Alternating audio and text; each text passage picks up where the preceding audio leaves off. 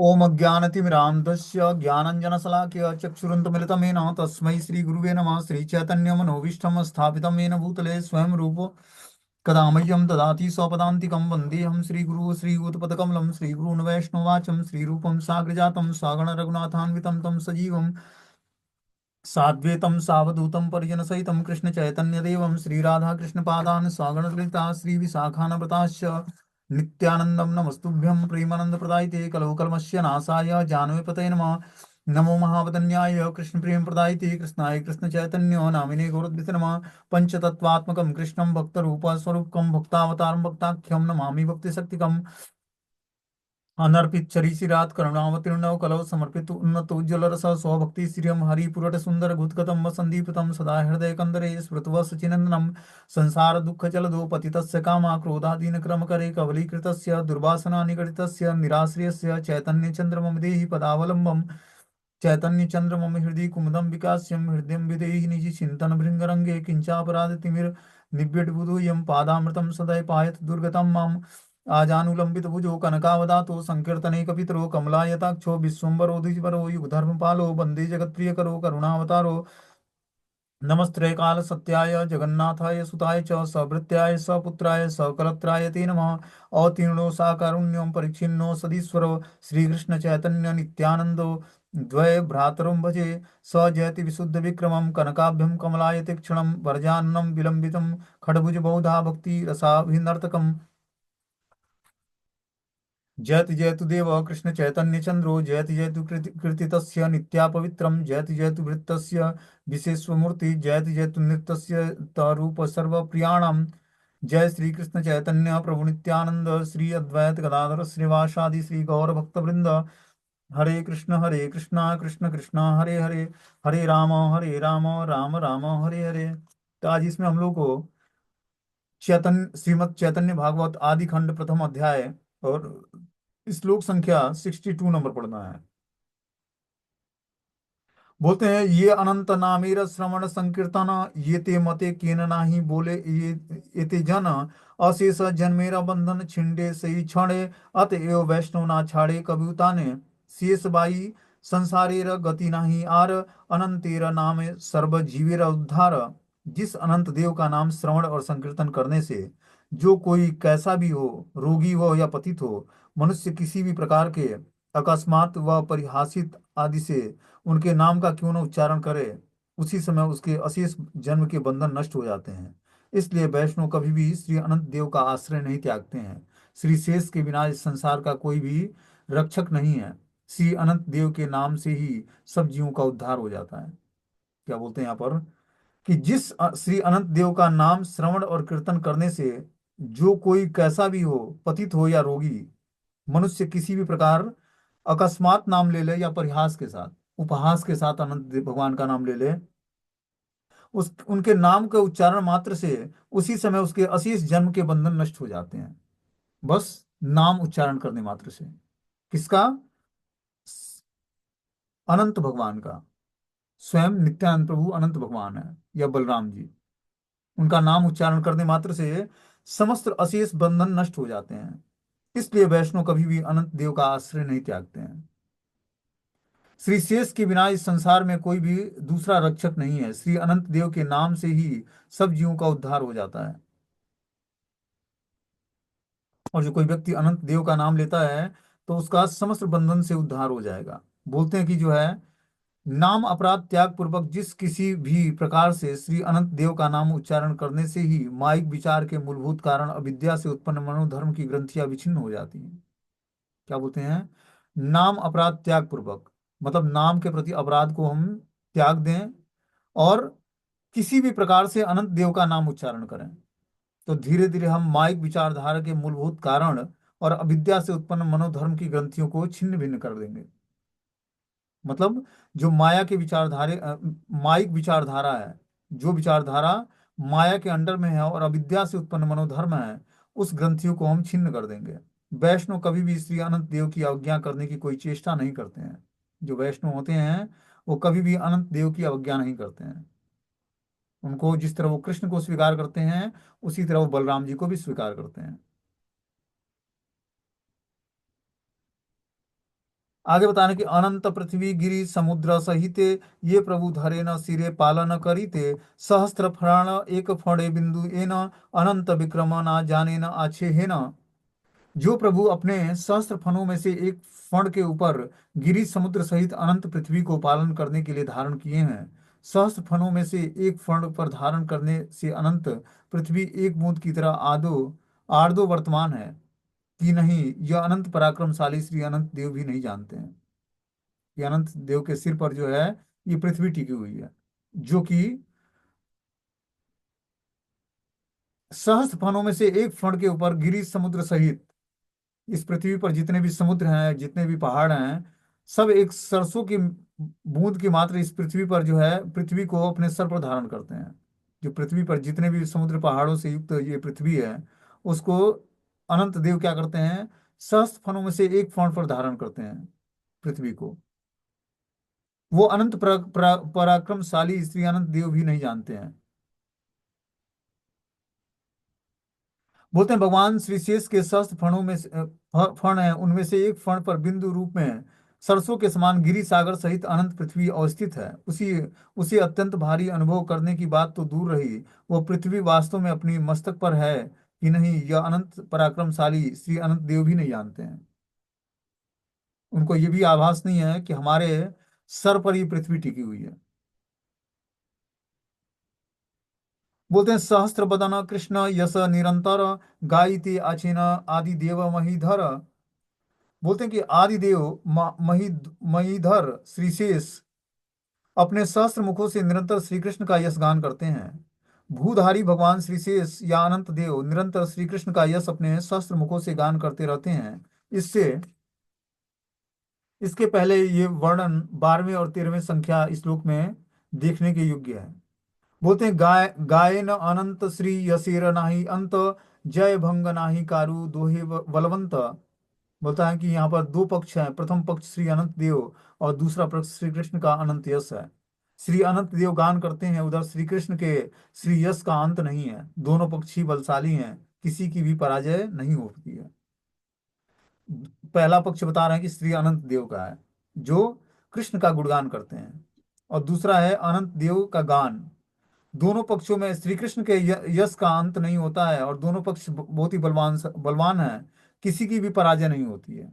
न भगवान का यश खत्म होता है, न अनंत देव का भगवान कृष्ण के प्रति गुणगान खत्म होता है। दो पक्ष हैं, पहले में अनंत देव हैं, दूसरे में भगवान श्री कृष्ण का गुणगान है। तो अनंत देव भी नहीं थकते हैं भगवान कृष्ण का गुणगान करने में, और भगवान का जो गुणगान है वो भी समाप्त नहीं होता है। बोलते हैं श्री कृष्ण के यश का या गुण का जय भंग पराजय कोई भी, अर्थात श्री शेष की अर्थात श्री कृष्ण को दोहे दोनों जन ही, अर्थात बांगी कुल शिरोमणि श्री अनंत देव और श्री कृष्ण दोनों ही, कि मतलब श्री कृष्ण का जो यश गान है वो श्री शेष जो है अपने मुखारविंद से करते हैं। तो न तो श्री कृष्ण का गुणगान समाप्त होता है, न श्री शेष का गुणगान समाप्त होता है। श्री शेष गुणगान करते रहते हैं और श्री कृष्ण का यश बढ़ता रहता है। बोलते हैं आद्यापि शेष देव सहस्त्र श्री मुखे गायन चैतन्य यश अनंत अंत ना ही देखे।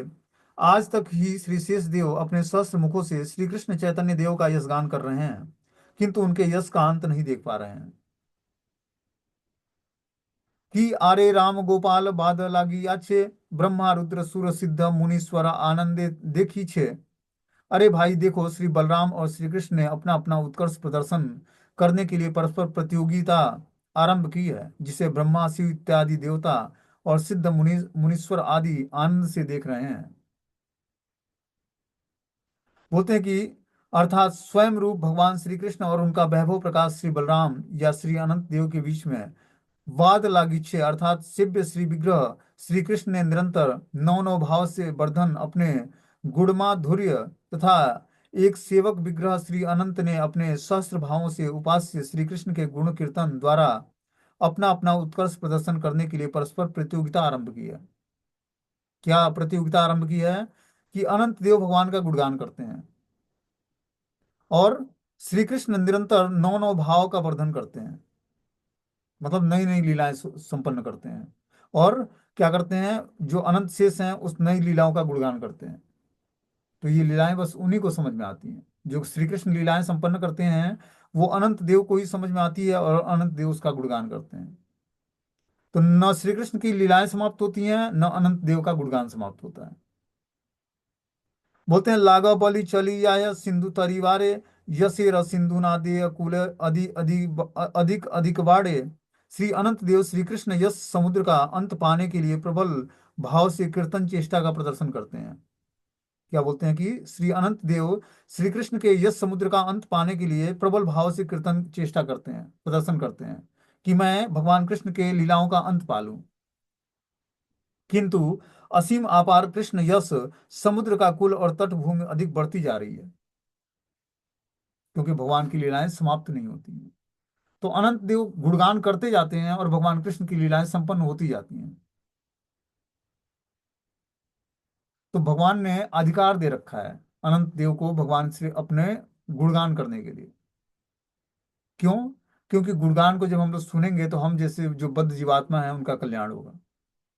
इसीलिए भगवान ने अधिकार दे रखा है कि जो लीलाएं हमारी संपन्न होती हैं उसको शेष और अनंत भगवान जो है गुणगान करेंगे। आगे बता रहे हैं कि जब भी नौ नौ भाव से हमेशा वर्धमान कृष्ण यश सिंधु बढ़ता है, तब तब सिंधु को पार करने के उद्देश्य से अर्थात कीर्तन करके कृष्ण गुण राशि का अंत पाने के लिए श्री बलराम या अनंत देव द्रुत वेग से गमन करते हैं। इस स्थान पर सिंधु शब्द से कृष्ण यश समुद्र श्री अनंत देव अपने सहस्त्र मुखों से गान करते हुए अपार कृष्ण यश समुद्र के तीर पर उपनीत होंगे और शेष सीमा को प्राप्त करेंगे, ऐसी मन में धारणा करते हैं। किंतु उसी असीम अपार कृष्ण गुण सिंधु का किनारा या तटभूमि अर्थात सीमा रेखा धीरे धीरे अति दूर होती जा रही है। इसलिए श्री अनंत देव भी पुनः अपने उत्साह का वर्धन करने के लिए श्री कृष्ण के अनंत यशो माधुरी को अपने सहस्त्र बदनों से कीर्तन करते रहते हैं। अनंत देव चाहते हैं कि मैं कृष्ण का गुणगान करके समाप्त कर लूं, लेकिन कृष्ण जो है अपनी लीलाओं को इतना विस्तार से संपन्न करते हैं कि उनका कृष्ण का यश बढ़ता जाता है। और इस कारण से अनंत शेष क्या करते हैं, अपने समस्त मुखों से कृष्ण का गुणगान करते हैं। बोलते हैं नान्त विद्या अहममि मुनयो अग्रजात जास्ते माया बलस्य पुरुषस्य कुतो अवरेय गायन गुणान दस शत नन आदिदेवम शेषे अधुनापि समवसयति नास्य पारम। अपने शिष्य श्री नारद मुनि के निकट से श्री ब्रह्मा श्री भगवान कृष्ण के लीला अवतार समूह का वर्णन करने के बाद श्री विष्णु के प्राकृतिक और अप्राकृतिक दोनों प्रकार की विभूतियों का असीम कीर्तन कर रहे हैं। क्या बोलते हैं कि अपने शिष्य श्री नारद के निकट ब्रह्मा जी भगवान श्री कृष्ण के लीला अवतार समूह का वर्णन करने के बाद श्री विष्णु के प्राकृतिक और अप्राकृतिक दोनों प्रकार की विभूतियों का असीम कीर्तन कर रहे हैं कि भगवान विष्णु की प्राकृतिक और अप्राकृतिक दोनों विभूतियां क्या क्या हैं। बोलते हैं कि हे नारद, मैं स्वयं ब्रह्मा एवं तुम्हारे बड़े भाई ये सनकादि मुनि वृंद भी उन्हीं परम पुरुष एवं भगवान शक्ति की छिद शक्ति बल की बात तो दूर माया शक्ति बल का ही अंत नहीं जानते हैं। यहाँ तक कि आदि देव सहस्त्र बदन श्री अनंत देव भी उनकी अप्राकृतिक गुणावली का कीर्तन करके भी कभी तक सीमा को प्राप्त नहीं कर पाते हैं। इसलिए प्राकृतिक जीव किस प्रकार उन्हें जान सकेगा। क्या बोलते हैं कि हे नारद, मैं स्वयं ब्रह्मा और तुम्हारे जो बड़े भाई हैं सनक सनंदन सनातन और सनत कुमार ये मुनि वृंद भी उस परम पुरुष भगवान की जो चिद शक्ति बल है उसका पार नहीं पा सकते हैं, माया शक्ति बल का ही अंत नहीं जानते हैं। तो चिद शक्ति बल का अंत कैसे जानेंगे? जो भी भगवान की माया शक्ति है उसी का अंत नहीं कोई जानता है, तो भगवान की जो अंतरंग शक्ति है अंतरंग बल है उसको कैसे कोई जान पाएगा। यहाँ तक कि आदि देव शास्त्र बदन श्री अनंत देव भी उनकी अप्राकृतिक गुणावली का कीर्तन करके अभी तक सीमा को प्राप्त नहीं कर पाए हैं। इसलिए प्राकृतिक जीव किस प्रकार उन्हें जान सकेगा। तो प्राकृतिक बुद्धि से हम भगवान को कैसे जान पाएंगे जब इतने बड़े बड़े मुनि वृंद जो है नारद और सनकादि आदि मुनि जो हैं भगवान की इस माया शक्ति बल को और जो भगवान की चित्त शक्ति बल है उसको उसका पार नहीं पाते हैं। और स्वयं अनंत देव भी उस अप्राकृतिक गुणावली का कीर्तन करते करते सीमा को प्राप्त नहीं कर पाते हैं कि कहाँ से भगवान का कीर्तन शुरू हुआ और कहाँ समाप्त होगा। बोलते हैं पालन निमित्त है न प्रभु रसातले, आछे न महाशक्ति धरा निज को तुहले। परम शक्तिशाली ऐसे प्रभु जगत की रक्षा के लिए आनंद पूर्वक रसातल में विराजित होते हैं। परम शक्तिशाली प्रभु, ऐसे प्रभु जगत की रक्षा करने के लिए आनंद पूर्वक रसातल में में विराजित होते हैं। भगवान रसातल में विराजमान होकर अनंत शेष और पूरे सृष्टि का की रक्षा करते हैं, पूरे जगत की रक्षा करते हैं वो।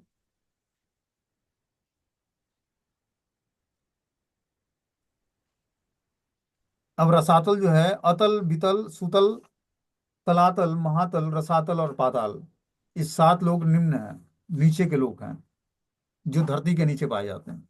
धरती के ऊपर सात लोग हैं, और धरती के नीचे सात लोग हैं। धरती के नीचे सात लोग हमने बताया, अतल, वितल, सुतल, तलातल, महातल, रसातल और पाताल। ये सात लोग जो हैं धरती के नीचे निवास करते हैं, और सात लोग ऊपर हैं, भूर, भुवः, स्वः, और जो है महर, तपह, जना और सत्यम। ये सात लोग ऊपर हैं और सात लोग नीचे हैं। आगे बता रहे कि ब्रह्मार सभाय गिया नारद आपने, यही गुण गाए तुम्बूर वीणासन। स्वयं देवर्षि श्री नारद श्री ब्रह्मा की सभा में जाकर तुम्बूर वीणा सहित इस प्रकार श्री संकर्षण का गुण कीर्तन करते हैं। ब्रह्मादि बिहल यही यशेर श्रवणे, यह गाए नारद पूजित सर्व स्थाने। जिसको श्रवण करके ब्रह्मादि सब प्रेम विह्वल हो उठते हैं। श्री संकर्षण एवं उनका यश कीर्तन करने के कारण देवर्षि श्री नारद सब लोकों में पूजे जाते हैं। कोई व्यक्ति भगवान संकर्षण का गुणगान करेगा तो समस्त लोकों में पूजित बन जाएगा। बोलते हैं, कही लागा यही कुछ अनंत प्रभाव, के न हे न प्रभु नित्यानंद कर अनुराग। श्री ग्रंथकार वृंदावन दास ठाकुर कहते हैं कि मैंने श्री अनंत देव का प्रभाव कुछ ही वर्णन किया है। ऐसे श्री नित्यानंद प्रभु में मैं अपना अनुराग श्री नित्यानंद प्रभु में मैं आप अनुराग कीजिए। कि हम जीवात्माओं को बता रहे हैं कि मैं ग्रंथकार जो हूँ वृंदावन दास ठाकुर, मैंने अभी अनंत देव के कुछ प्रभावों का वर्णन किया है। इसलिए हे जीवात्माओं, श्री नित्यानंद प्रभु में अपना अनुराग बढ़ाइए आप लोग। बोलते हैं, अनंत प्रभाव श्री अनंत देव का महाप्रभाव, इसलिए ही उनसे श्रेष्ठ सेवक ग्रंथकार ये इस तरह से प्रार्थनाएं करते हैं कि हमारी अनुराग निरंतर सेवा युक्त आदर सहित बढ़ती रहे उन पर, अनंत शेष पर, मतलब स्वयं नित्यानंद प्रभु पर। बोलते हैं, संसारे र पार हई भक्ति र सागरे, ये डूबे बे से भजू का निताई चांदेर। जो संसार से पार होकर भक्ति रस के सागर में डूबना चाहता है, उसको अवश्य ही नित्यानंद प्रभु का भजन करना चाहिए। नित्यानंद प्रभु गुरु तत्व हैं। तो जब हम गुरु तत्व का भजन करते हैं, गुरु तत्व मतलब जब हम गुरु की शेल्टर ग्रहण करते हैं, ठीक है, और उनके द्वारा बताए हुए आदेश का पालन करते हैं, तब हम धीरे धीरे नित्यानंद प्रभु की शरण ग्रहण करते हैं। और नित्यानंद प्रभु का शरण ग्रहण करने का और कोई मेथड नहीं है। क्या मेथड है कि हम गुरु का जो गुरु मुख पद्म वाक्य चित्त ते करिय आज्ञा, आर ना करिय मन आशा। जो गुरु मुख से वाक्य निकलता है उसको ऐसे ही धारण करने का प्रयास करना है। तब हम नित्यानंद प्रभु की कृपा को आकर्षित कर पाएंगे, क्योंकि नित्यानंद प्रभु स्वयं जो है गुरु तत्व है।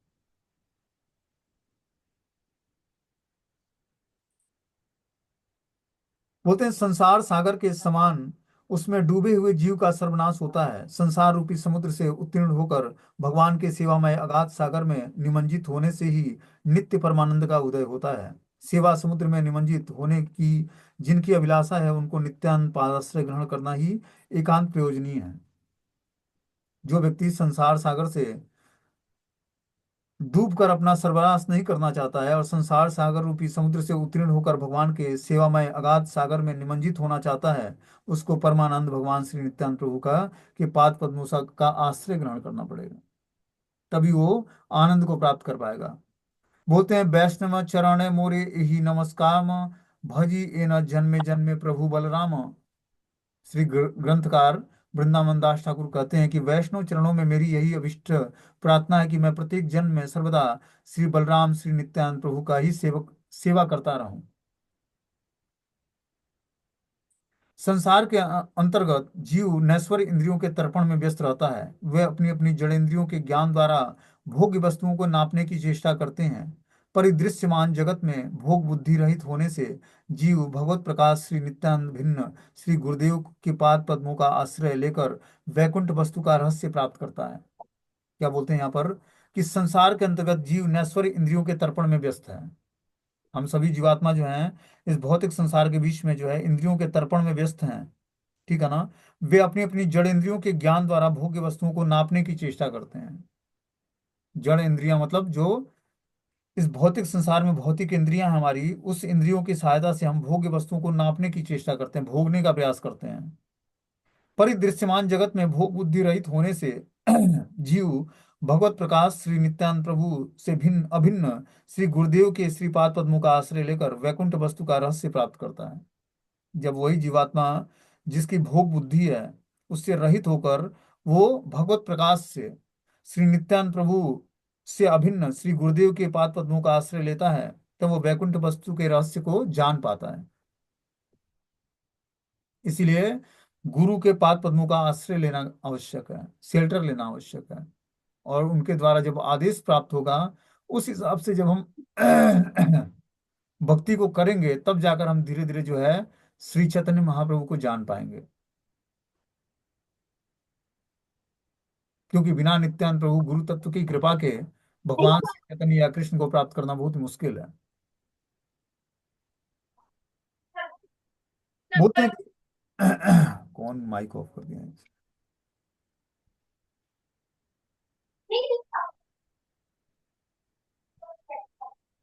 इसी में अपनी लीला लीला शुरू कर दी तो क्लास के बीच में।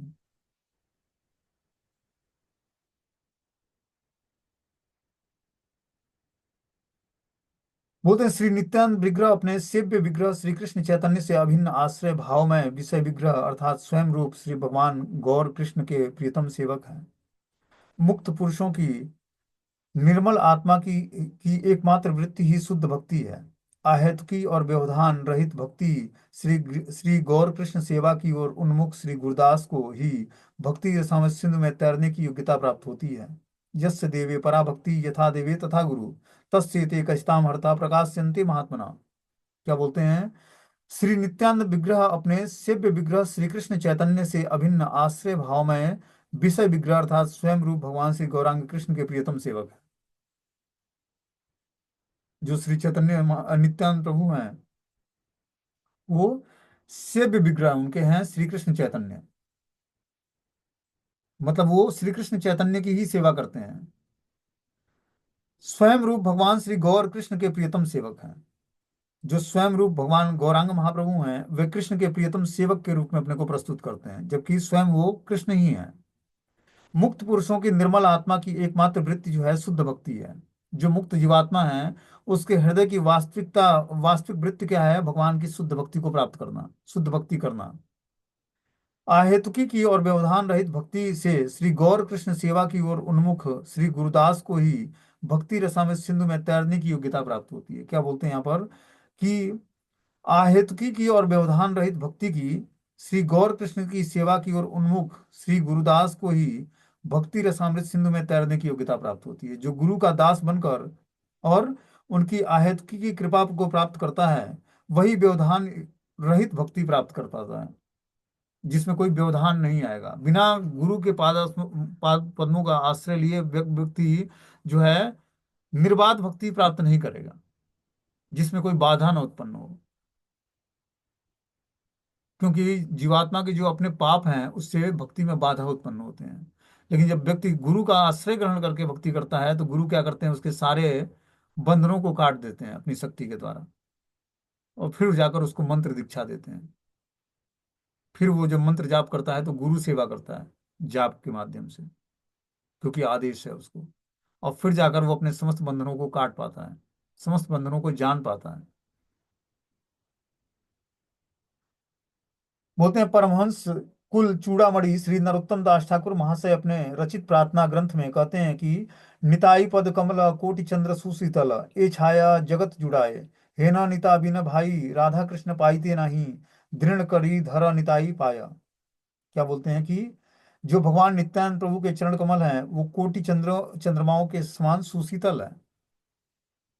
ये छाया जगत जुड़ाए, इसकी जो आश्रय ग्रहण करता है वो जगत क्या करता है? जगत जुड़ाए, वो जगत में सुशीतल हृदय को प्राप्त करता है। हे ना निताई बिना भाई राधा कृष्ण पाईते नहीं। बिना निताई के मतलब नित्यानंद प्रभु के कृपा के बिना हे भाई तुम राधा कृष्ण को नहीं पा सकते हो। इसलिए दृढ़ करी धर निताई पाए कि भगवान श्री नित्यानंद प्रभु के चरण कमलों को दृढ़ता पूर्वक पकड़ लो तुम। तभी तुम राधा कृष्ण के नित्य लीलाओं का श्रवण और कीर्तन कर पाओगे और उनको जान पाओगे।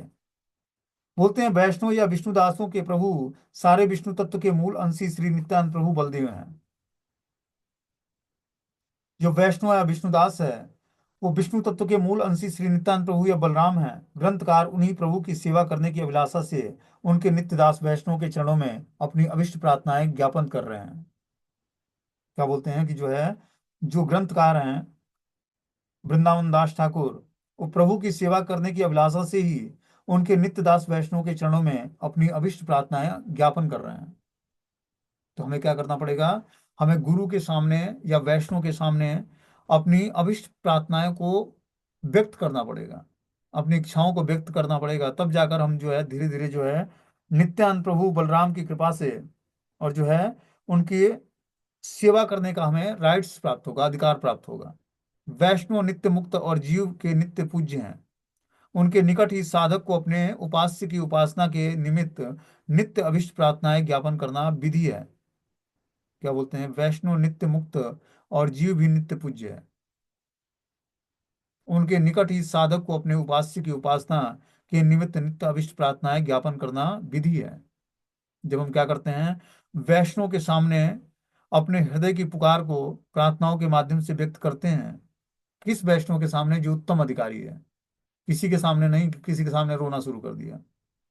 जो उत्तम अधिकारी व्यक्ति है, जो गुरु के पोजीशन को संभाला हुआ है, उसके सामने जब हम अपने हृदय की प्रार्थनाओं को ज्ञापित करते हैं, तब जाकर धीरे धीरे हमारे हृदय में जो है गुरु तत्व के प्रति विश्वास बढ़ता है।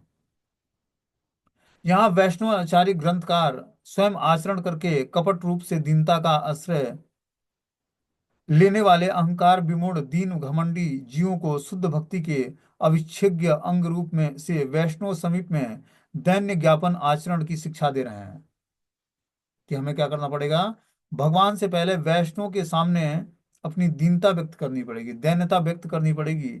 इसकी शिक्षा शुद्ध भक्ति को जो प्राप्त करना है तो हमें अविच्छेद्य अंग रूप में वैष्णव सामीप्य ग्रहण करके और दैन्य ज्ञापन चरण की शिक्षा दे रहे हैं कि कैसे वैष्णव के पास जाकर सामीप्य ग्रहण करके उनके सामने भगवान की भक्ति के लिए दैन्यता प्रकट करनी है।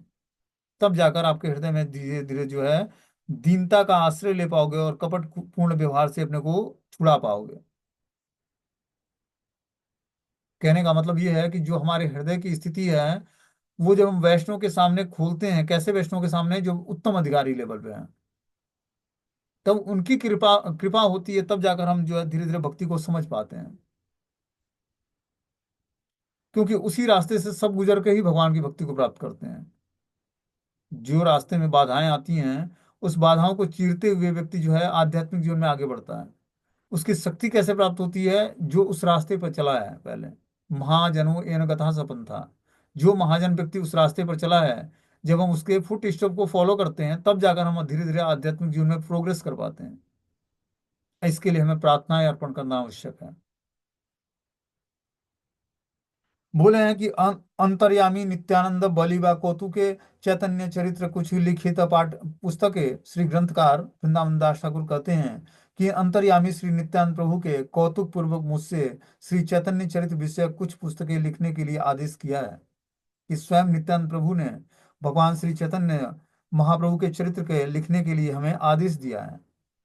ग्रंथकार वृंदावन दास ठाकुर ने श्री नित्यानंद का शेष भृत्य रूप में अपना वर्णन किया है, अर्थात उनको अनुग्रह प्रदान करने के बाद श्री नित्यानंद प्रभु ने और किसी को विशिष्ट रूप में ग्रहण नहीं किया। श्री नित्यानंद प्रभु ने उनके हृदय में उदित होकर श्री चैतन्य चरित्र वर्णन करने के लिए आदेश दिया था। तो ये वृंदावन दास ठाकुर कहते हैं कि स्वयं भगवान नित्यानंद प्रभु हमारे हृदय में प्रकट होकर और मुझे भगवान श्री चैतन्य महाप्रभु के चरित्र का वर्णन करने के लिए आदेश दिया था। श्री नित्यानंद प्रभु के विशेषण में अंतर्यामी शब्द के प्रयोग द्वारा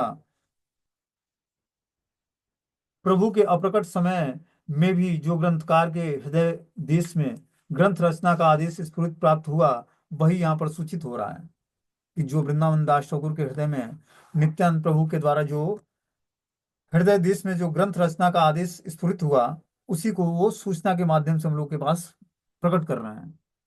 बोलते हैं कि श्री चैतन्य चरित्र स्फुरे यहाँ कृपाय यशिर भंडार वेसे शेषिर जिह्वाय। श्री नित्यानंद प्रभु की कृपा से ही श्री चैतन्य देव के चरित्र की स्फूर्ति होती है। श्री चैतन्य देव के यश का भंडार श्री शेष की जिह्वा पर स्थित है। तो जो श्री शेष की जिह्वा पर स्थित भगवान श्री चैतन्य महाप्रभु का यश का भंडार है, वो नित्यानंद प्रभु की कृपा से ही जो है लेखक के हृदय में प्रकट हो रहा है। चैतन्य देव के चरित्र की स्फूर्ति हो रही है उनके हृदय में। वृंदावन दास ठाकुर बता रहे हैं कि हमारे हृदय में भगवान नित्यानंद प्रभु की कृपा से ही चैतन्य देव के यश का भंडार, जो कि शेष भगवान के जीवा पर स्थित है, वो ज्ञान हमारे हृदय में प्रकट हो रहा है और मैं उसको बुक्स के माध्यम से लिख रहा हूँ, बुक में के माध्यम से आप लोगों के सामने प्रस्तुत कर रहा हूँ। अतएव यशोमय विग्रह अनंत गायलु तहान कुछु पाद पद्म द्वंद श्री अनंत देव श्री चैतन्य देव के चरित्र के यश की मूर्ति हैं, इसलिए ग्रंथकार ने उनके युगल चरणारविंद की कुछ महिमा गान की है। क्या बोलते हैं कि श्री अनंत देव श्री चैतन्य देव के चरित्र के यश की मूर्ति हैं। क्यों मूर्ति हैं? कि अनंत देव श्री चैतन्य महाप्रभु के चरित्र का यश का गान करते हैं, इसलिए ग्रंथकार ने उनके युगल चरणारविंद की कुछ महिमा का गान किया है। चैतन्य चंद्र पुण्य श्रवण चरित भक्त प्रसादे से स्फुरे जानी है निश्चित। श्री चैतन्य चंद्र के पूज्य नाम और चरित्र का श्रवण और कीर्तन भक्त की कृपा से स्फुरित होता है, यह निश्चित रूप से जानना चाहिए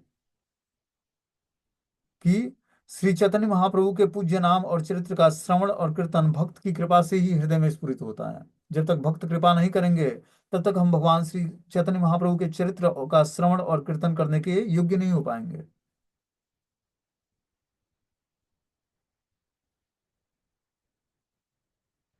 बता रहे हैं कि पुण्य श्रवण कीर्तनम अर्थात भगवान श्री चैतन्य महाप्रभु के नाम और चरित्र का श्रवण और कीर्तन परम पावन करने वाला है। वेद गुह्य चैतन्य चरित्र के बाजाने ताई लिखे यहाँ सुनी याची भक्त स्थाने।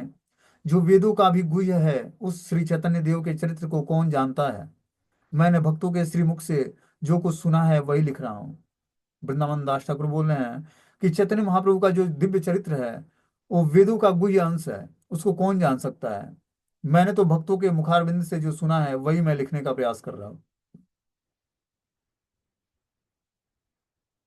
बोलते हैं श्रीमद् महाप्रभु के प्रकट काल के भक्तों के श्रीमुख से उनकी लीला कथा ग्रंथकार ने जिस जिस भाव से श्रवण किया, उसे ही चैतन्य भागवत रचना की सामग्री और उपादान रूप में स्वीकार किया। इससे ग्रंथकार द्वारा वैष्णवानुगत्य से ही सूक्ष्म भाव से स्रोत पंथा गुरु परंपरा प्राप्त ज्ञान का आदर प्रदर्शित हो रहा है। कि उन्होंने जिस तरह से वैष्णव के श्रीमुख से भगवान श्री चैतन्य महाप्रभु के जो नित्य पार्षद थे, उनकी जब लीलाओं का श्रवण किया, उसी को ग्रंथकार जो वृंदावन दास ठाकुर हैं, चैतन्य भागवत की रचना के माध्यम से उस सामग्री का उपादान स्वीकार करके और जो है इसमें वर्णन कर रहे हैं। बोलते हैं चैतन्य चरित्र आदि अंत नाही देखी, ये न मत देन शक्ति तेन मत लिखी। श्री चैतन्य देव का चरित्र अपार है, उसका आदि अंत देखने से भी नहीं आ रहा है। वे कृपा करके जैसी शक्ति दे रहे हैं वैसे ही मैं लिख रहा हूँ। काष्ठेर पुतिली एन कुह के नाचाय, यही मते गौर चंद्र मोरे ए बुलाय। लकड़ी की पुतलियों जैसे पुतली को नचाने वाला नाचता है, उसी प्रकार श्री गौरचंद्र मेरे द्वारा जो बुलवा रहे हैं वही मैं लिख रहा हूँ। ग्रंथकार की विनम्रता है। बोल रहे कि जो चैतन्य महाप्रभु, जो गौरांग महाप्रभु जो हमसे बुलवाना चाहते हैं, उसी को मैं बोल रहा हूँ और उसी को लिख रहा हूँ। जिस तरह काष्ठ की पुतली जिस प्रकार स्वयं स्वतंत्र भाव से नृत्य करने में असमर्थ होती है, एवं इंद्रजालित जैसे उसकी पुतली को अपने इच्छानुसार नचाते और चलाने पर भी वो स्वयं अदृश्य रहता है, उसी प्रकार परम कृपा में स्वयं भगवान श्री गौरांग महाप्रभु भी मुझे अपने नाम गुण कीर्तनकारी रूप में नर्तन करके अपने इच्छानुसार अपनी सेवा के निमित्त परिचालन कर रहे हैं। मैं स्वतंत्र भाव से उनका नाम गुण कीर्तन रूप नृत्यादि कार्य करने में असमर्थ हूँ।